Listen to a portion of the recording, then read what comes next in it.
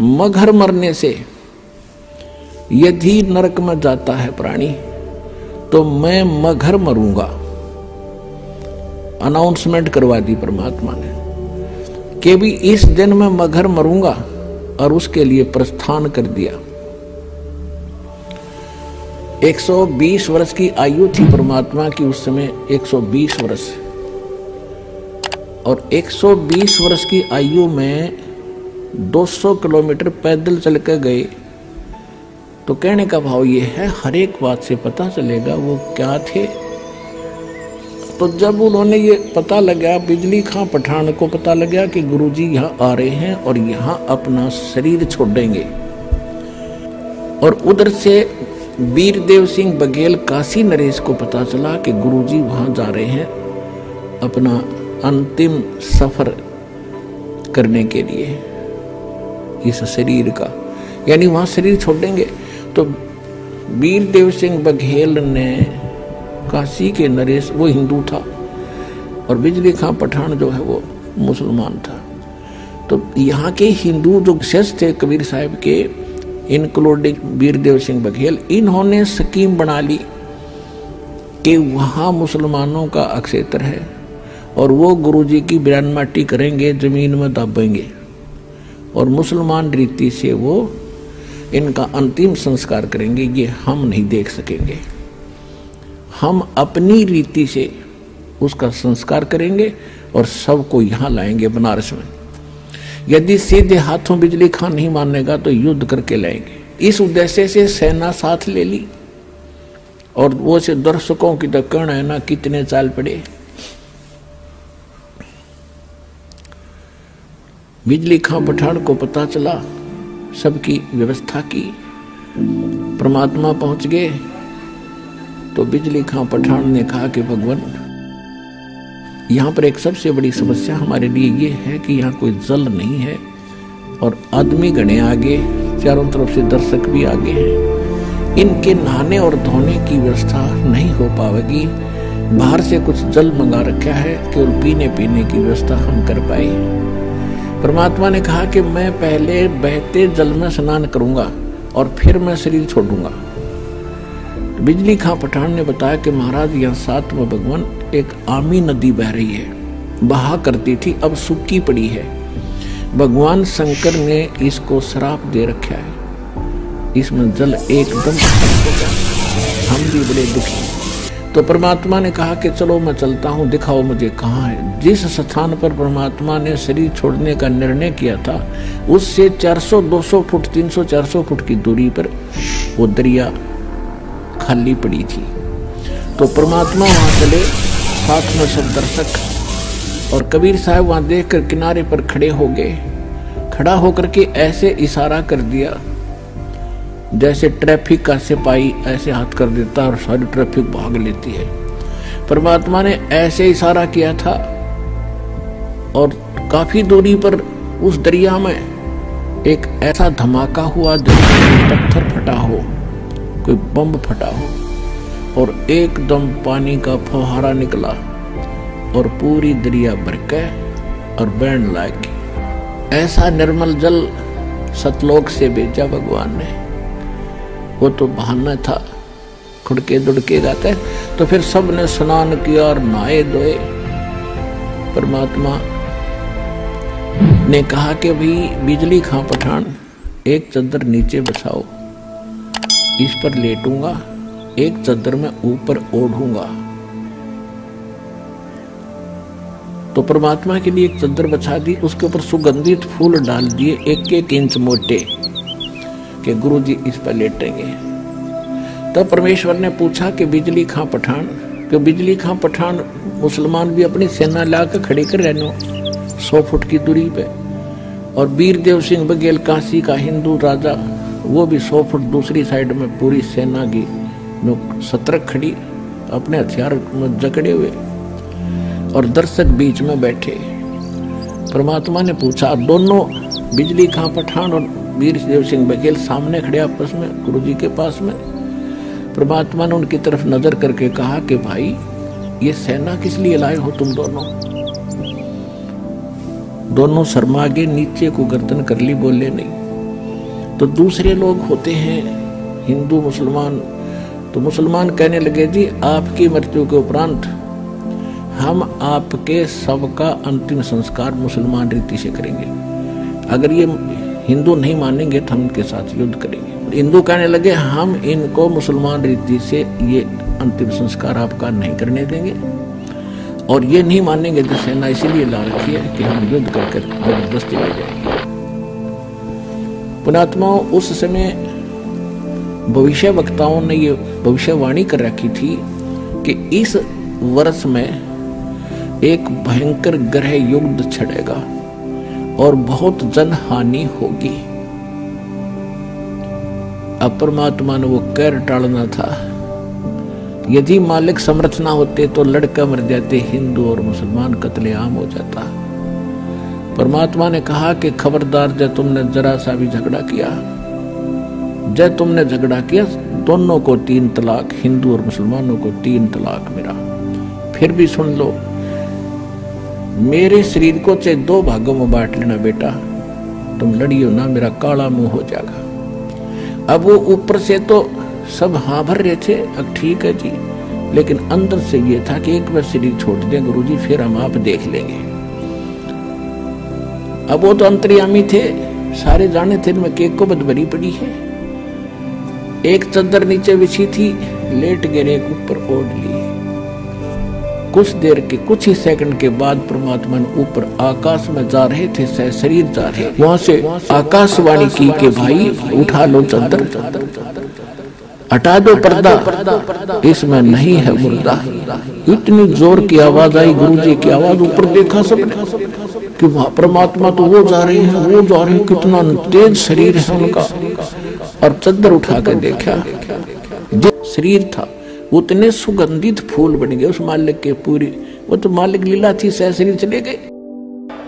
अपने आत्माओं कहा तो वह कत्लेआम होना था, और कहा वो हिंदू और मुसलमान एक दूसरे से न्यू लिपट कर रो रहे हैं, जैसे किसी की माँ मर जा और पिता मर जा, इकट्ठे दोनों ऐसे रो रहे थे बिलख बिलख के, और पछता रहे थे अपने उस अज्ञान सोच को, रो रहे थे कि हम पहचान नहीं सके तो खुद अल्लाह आए थे।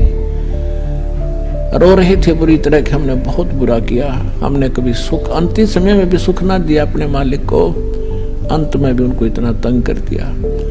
तो उन्होंने, बिजली खां पठान ने कहा कि भाई एक चद्दर आप ले लो, एक हम ले लेते, आधे फूल आप ले लो, आधे हम ले लेते। बड़ी दया करी दाता ने, क्योंकि हम तो समझ के कुछ नादान मुसलमान और हिंदू हैं, ये बकवाद कर सकते। तो आधे आधे बांट के, वहीं पर 100 फुट का फैसला है। इधर हिंदुओं ने बना रखी है अपनी यादगार भगवान की, इधर मुसलमानों ने, वो आज भी विद्यमान है, और हम उसका चित्र भी लाए हैं, आपको दिखाते हैं। ये तो है मुसलमानों वाली यादगार। इसमें थोड़ा सा क्षेत्र हम इसके अंदर भी जाकर आए थे, और इधर ये गेट है मुसलमानों का, और इसकी आड़ में, इस साइड में एक और गेट है, वो हिंदुओं के लिए है। और ये जो यादगार है ये हिंदुओं ने बना रखी है, और इनके बीच में ये गेट है सामूहिक आने जाने का आपस में। ये रहा वहाँ कोई भेदभाव नहीं है, हिंदू और मुसलमानों का आपस में आज तक वहाँ का कभी कोई झगड़ा नहीं हुआ। ये यादगार आज भी विद्यमान है, उस परम पिता के सशरीर जाने की ये यादगार है, प्रत्यक्ष प्रमाण। अपनात्माओं, बिजली खां पठान ने 500 बीघा जमीन हिंदुओं की यादगार के नाम दे दी वहीं पर, और 500 बीघा दे दी मुसलमानों को। जहां पर कबीर पंथ का एक वहां आचार्य महंत रहता है, दास वहां देख कर आया है, और काशी चौरा के अंतर्गत उसका प्रबंधन है। मतलब यहाँ पे इनकी समाधि भी है और मजार भी यहाँ पे है, और इसके बारे में हम चलिए अंदर चलते हैं और फिर सारी बातें इसके बारे में करते हैं आपसे। ये कबीरदास जी का जो सबसे बढ़िया दोहा था, यहाँ आप देख सकते हैं, ऐसी बानी बोलिए मन का आपा खोए, औरन को शीतल करे आपो शीतल होए। तो ये सब आप लोग को पढ़ाया गया होगा बचपन में, और मुझे भी पढ़ाया गया, मैं भी हिंदी सब्जेक्ट से ही पढ़ा हूँ, तो जो लोग पढ़े होंगे हिंदी सब्जेक्ट उन लोग को पता होगा इसके बारे में।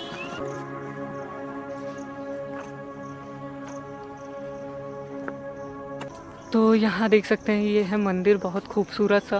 तो अभी जो हमारे पीछे आप लोग देख रहे हैं तो ये कबीरदास जी का मज़ार है, और यहाँ बगल में देख सकते हैं आप, वहाँ समाधि है कबीरदास जी की। तो वो भी अभी आपको दिखाएंगे और बताएंगे इसके बारे में। तो पहले अभी आपको अंदर ले चलते हैं, मज़ार के अंदर, और फिर वहाँ पे ले चलते हैं।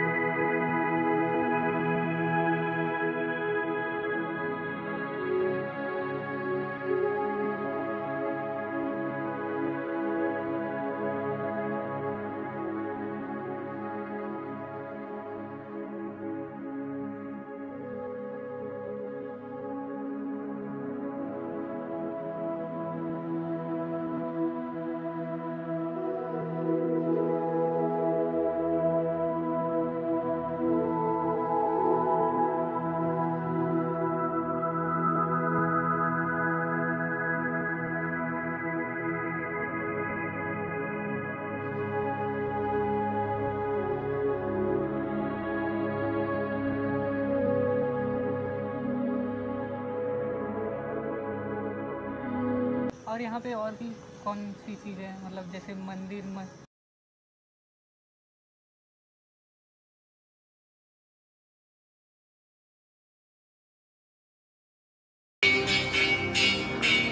तो यहाँ पे मंदिर है, और यहाँ पे देख सकते हैं दोहे वगैरह लिखे हुए हैं कबीरदास जी के, जो उनके प्रचलित दोहे थे वो सब लिखे हुए हैं।